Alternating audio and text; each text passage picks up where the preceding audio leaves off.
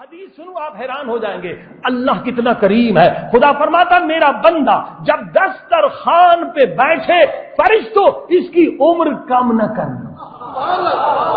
میں قریب ہوں اب کھانا کھا رہا ہے یہ عمر سے نہیں کٹے. خدا کتنا کریم ہے. یہ بندہ میرا کھانا کھا رہا ہے یہ ٹائم جو ہے عمر سے مت کاٹو. اسی لیے حدیث ہے کہ دسترخوان پہ زیادہ بیٹھنا مستحب ہے اور کم کھانا مستحب ہے. اب یہ کیسے ہو سکتا ہے زیادہ بیٹھے اور کم کھائیں؟ صلوات پڑھیے محمد.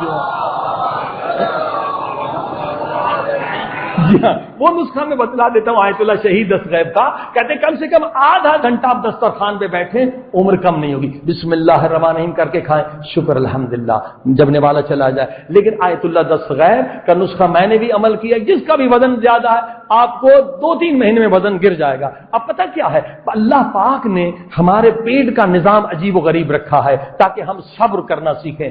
انگلش میں کہتے ہیں نروس سسٹم. نروس سسٹم کیا ہے؟ پورے باڈی میں اگر یہاں چونٹی مجھے کاٹے گی فوراً برین کو دماغ کو پتہ چونٹی کاٹ رہی ہٹاؤ اس کو. اگر آگ لگی فوراً گرم ہوگا. پورے بدن کا نروس سسٹم 1 سیکنڈ سے کم بتاتا ہے. لیکن اللہ پاک نے پیٹ کا نروس سسٹم جان بوجھ کے سلو رکھا ہے سست رکھا. یعنی پیٹ میں لقمہ پہنچ جاتا ہے 5 منٹ کے بعد دماغ کہتا ہے کہ پیٹ بھر گیا ہے. اب میں مثال دوں آپ کو. آپ نے 2 روٹیاں میں کھا لوں گا. پراٹھے ہیں روٹیاں ہیں سالن ہے. 1 روٹی کھا لی اور دروازے پہ کھٹکھٹا ہوا کسی نے بیل بجایا آواز دی آپ چلے گئے 5 منٹ اس سے بات کی. اب آگے کا جی بھر گیا جی اتر گیا جی نہیں اترا رپورٹ پہنچ گئی. 5 منٹ سلو ہے. اللہ نے جان بوجھ کر ہمارا یہ پیٹ کا نظام جان بوجھ کے 5 منٹ سلو رکھا ہے. اب ڈاکٹر سے پوچھ لیں نروس سسٹم پیٹ کا 5-10 منٹ سلو ہے تاکہ ہر کھانے کے وقت ہم صبر سیکھیں کہ صبر ہوگا تو ایمان ہوگا. فرمائے آدھا صبر ہے آدھا شکر ہے. تو اب آیت اللہ شہید دستغیب نے بہت اچھا نسخہ بتایا. آپ اس پہ عمل کر کے دیکھیں. جس کا وزن زیادہ ہے آرام سے وزن گر جائے گا 10-12 کلو. آپ 1 لقمہ کھائیں اور خوب چبائیں. اس کے بعد 1 سورہ انا انزلنا پڑھیں پھر دوسرا لقمہ کھائیں. صلوات پڑھیے محمد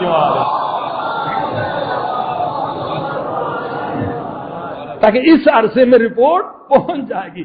میں نے خود عمل کیا 10-15 کلو وزن میں نے گرا دیا اور روحانیت معنویت بھی بڑھ جائے گی. صلوات پڑھیے محمد.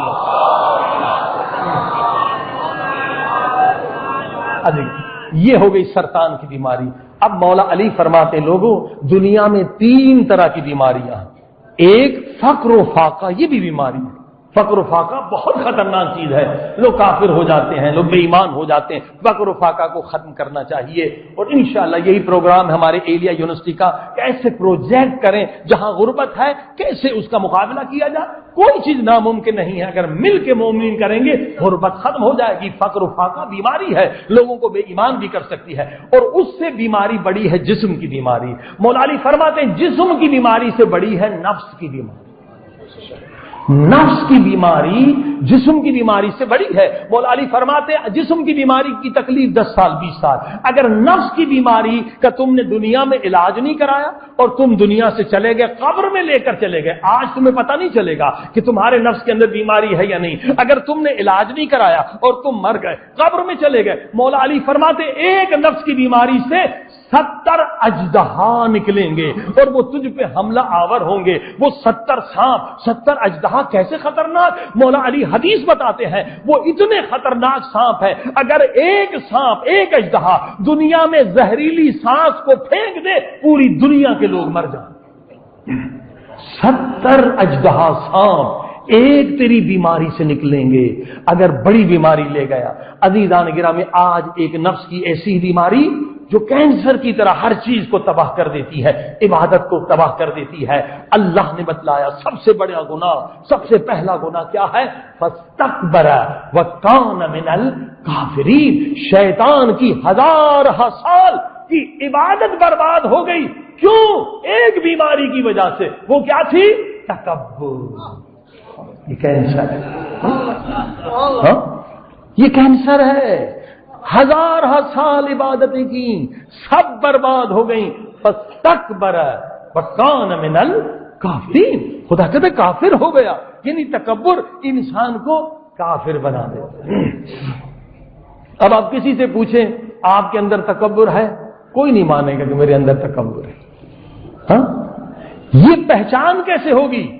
دیکھیں آپ بیمار ہوتے ہیں, ڈاکٹر کے یہاں جاتے ہیں, خون ٹیسٹ ہوتا ہے, بلڈ ٹیسٹ ہوتا ہے, بی پی ٹیسٹ ہوتا ہے, تو آپ بیمار, اب ٹیسٹ کیسے کرائیں کہ میرا نفس مریض ہے یا نہیں؟ نفس کا علاج واجب ہے, واجب ہے. مولا علی کہتے ہیں جسم کا بھی علاج واجب, نفس کی بیماری کا علاج بھی واجب. کہاں جائیں, کس لیبارٹری میں جائیں؟